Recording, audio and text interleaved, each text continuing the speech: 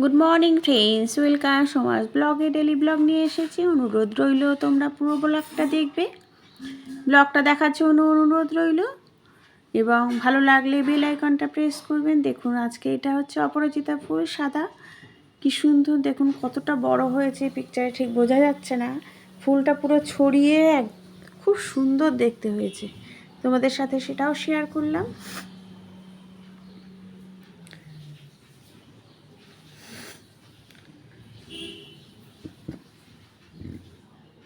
তারপরে রান্না বান্নায় চলে আসলাম। হচ্ছে তেলাপিয়া মাছ করছি।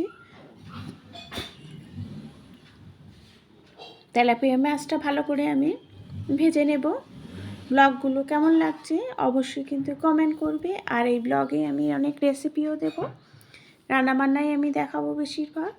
সেই রেসিপিগুলো কেমন লাগছে তোমরা শেয়ার করো।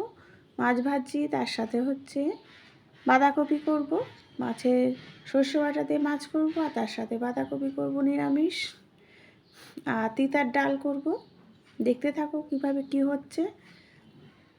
তারপরে অনেক রান্না হয়েছে আজকে, কচু হয়েছে, গাঠি কচু, আর তারপরে হয়েছে ডিম কষা করব, এখনও করিনি ডিম কষা।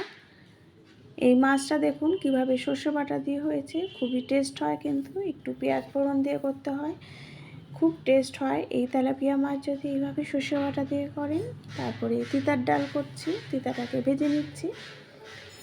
তিতার ডাল এই আদা দিয়ে তিতারটাকে উচ্ছেটাকে একটুখানি তেলের মধ্যে মেথি ফোড়ন, তেজপাতা আর আদা দিয়ে এই উচ্ছেগুলোকে দিয়ে দেবেন। ভালো করে ভাজা হয়ে গেলে মটরের ডাল সেদ্ধ করে নিয়ে তারপর ছোটো ছোটো করে আমি লাউ কেটে নিয়েছিলাম। তারপরে ডালটা সেদ্ধ হয়ে যাওয়ার পরে লাউটাকেও একটা সিটি মেরে নেবেন।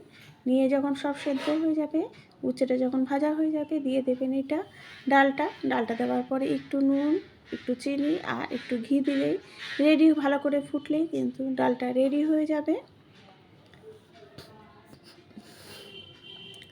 খুব সুন্দর হয় এই ডালটা। তারপরে এই যে বলেছিলাম কচু করব, কচু আর আলু সব, ডিম সব একসাথে সেদ্ধ করে নিয়েছি। কচুর তরকারি করেছি আলাদা করে, আর ডিম কষা করব, এখনও করিনি। এটা হচ্ছে কচুটা করছি।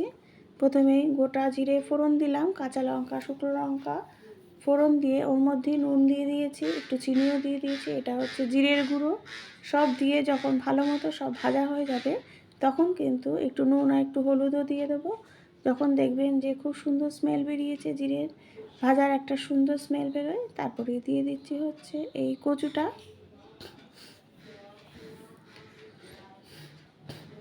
কচু আর আলু সেদ্ধ করাই আছে, একটু নাড়লেই রেডি হয়ে যাবে। খুব টেস্ট হয় যদি এইভাবে কচু করেন, কোনো জল দেবেন না এতে।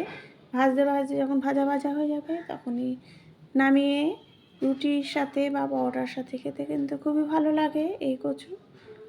ভালো লাগলে অবশ্যই বেল আইকন প্রেস করবে।